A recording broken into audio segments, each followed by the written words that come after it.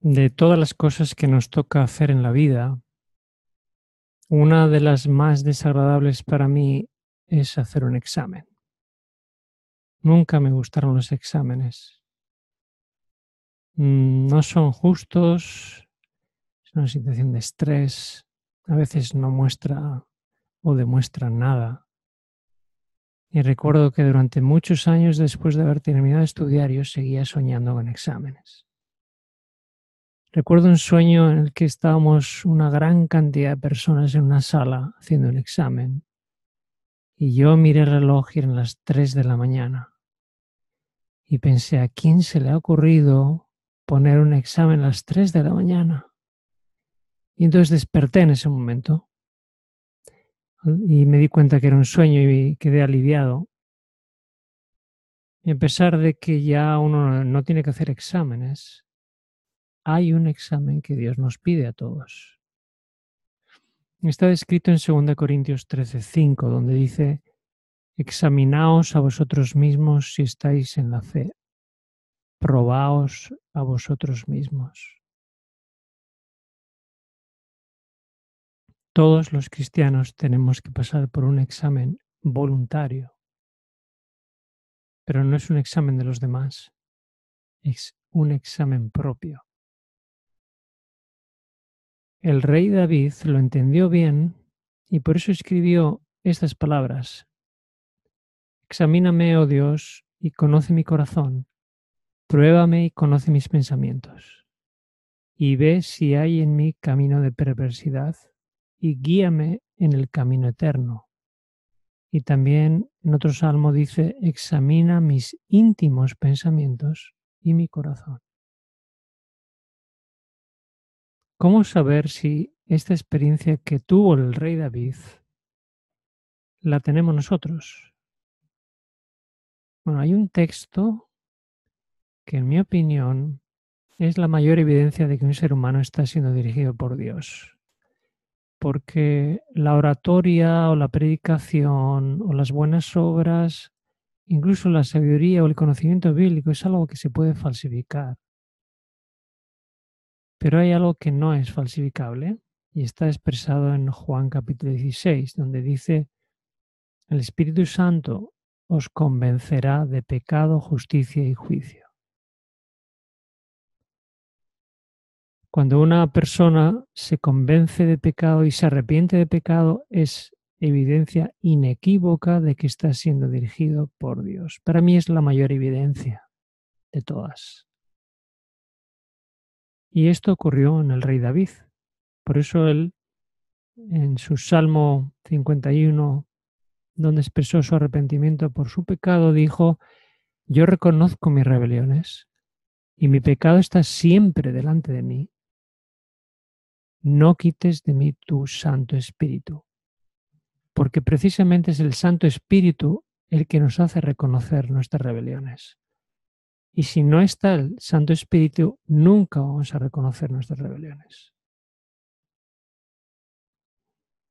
Esta experiencia de reconocer los pecados, hay personas que la viven una vez al año cuando hacen un día de ayuno y oración o cuando celebran el día de expiación. Ahora, ¿para cuánto tiempo o durante cuánto tiempo o durante cuántos días tendríamos que estar viviendo esta experiencia? Bueno, déjame que te pregunte, ¿para cuántos días al año es la oración modelo que Jesús nos dejó en Mateo 6, donde se dice, perdónanos nuestras deudas? Esta oración típica y bien conocida, ¿sería posible que fuera una oración para una vez al año o una vez al mes? ¿O no es más lógico que pensar que pudiera ser una oración que Jesús dejó escrita para cada día?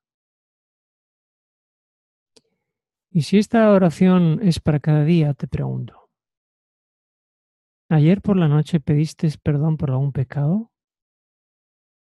¿Y antes de ayer por la noche? y esta semana pasada. Pues siempre oramos, Padre nuestro que estás en los cielos, pero no terminamos diciendo perdónanos nuestras faltas. Y esta oración es para cada día porque esa oración dice el pan nuestro de cada día, dánoslo hoy. Es una oración diaria. Si nos tiene que dar el pan diario, nos tiene que dar también el perdón diario. Bueno, no sé si sabías que cada día elaboramos unos 60.000 pensamientos diferentes. Y cada día, generalmente, de media, los hombres hablamos unas 5.000 palabras al día. Las mujeres un poquito más que eso, según se ha estudiado. Siguiendo con el ejemplo del hombre, cada día tomamos acción o decidimos 35.000 cosas diferentes. Así que si sumamos eso, sus pensamientos, palabras y acciones, nos vamos a encontrar con 100.000 diarias. 100.000. ¿No crees que es suficiente como para pensar que tenemos algo por lo cual pedir perdón?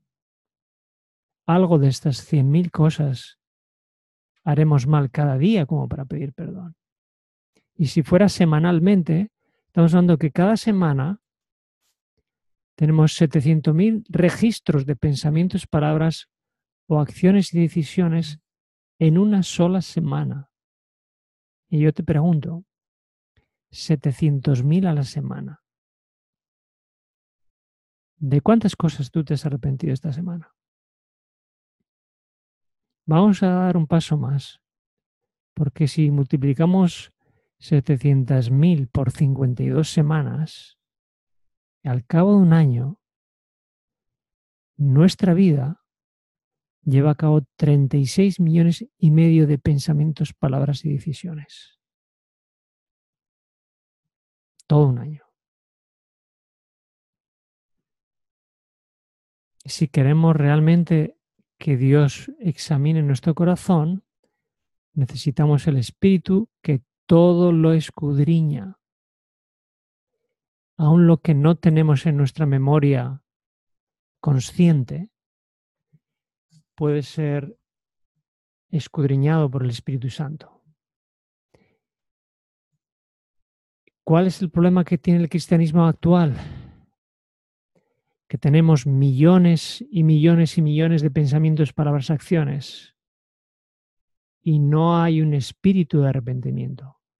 En las iglesias no se habla de esto. Nunca he visto yo, por lo menos, un pastor clamando y llorando por los pecados de su iglesia.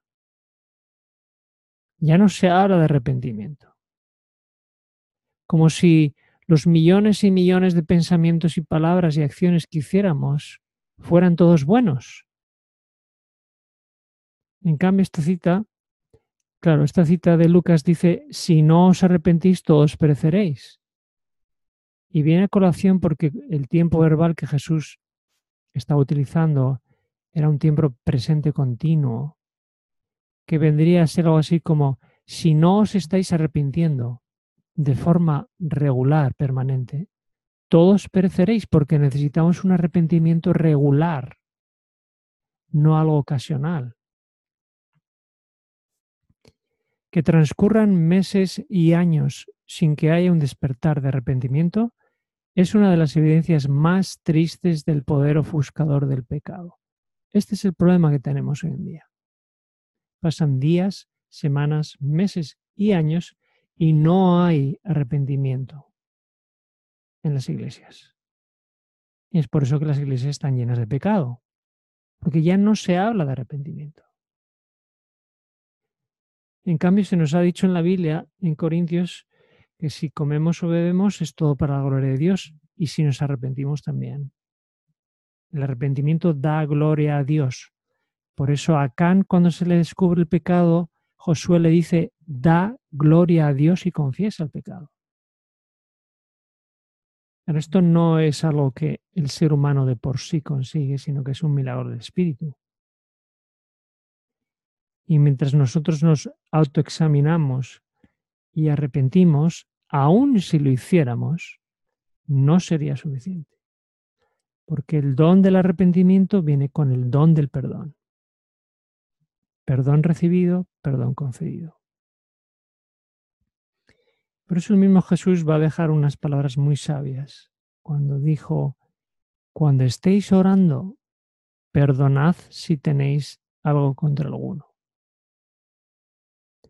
Porque ¿cómo nos va a perdonar a nosotros Dios si nosotros no perdonamos primero? De hecho, no nos va a perdonar. Por eso dice Mateo 6 en la oración modelo: si perdonáis a los hombres sus ofensas, os perdonará también a vosotros vuestro Padre Celestial. Quiere decir que primero perdonamos y después de que hemos perdonado, como entendemos que Dios perdona a todos, después de que nosotros hemos perdonado, es entonces que nosotros le pedimos a Dios que nos perdone. Pero pedir a Dios que nos perdone sin haber perdonado a nosotros primero es una ofensa a Dios. Por eso se nos dice en el Evangelio en Colosenses 3:13 que debemos soportarnos unos a otros y perdonarnos unos a otros. Así que todo arrepentimiento en realidad debe ir acompañado de perdón hacia los demás.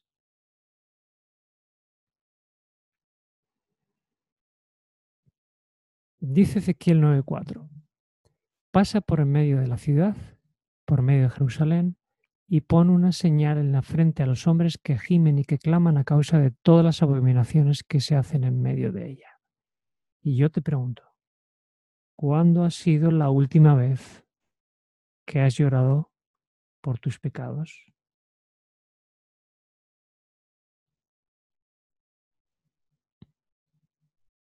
¿Cuándo ha sido la última vez?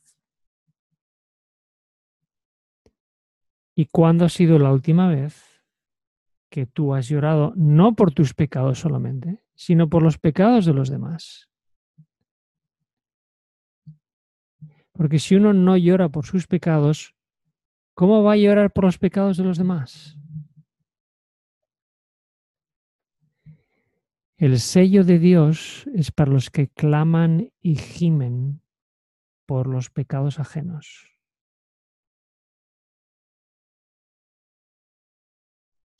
¿Tú quieres el sello de Dios? Solamente lo recibirás llorando.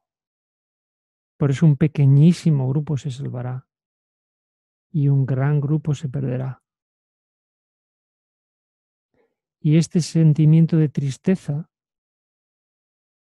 es el que tendrá Dios al ver el pecado del mundo y al ver a tantas y tantas personas ir a la perdición, y esa tristeza se expresará a través de las lágrimas de su remanente.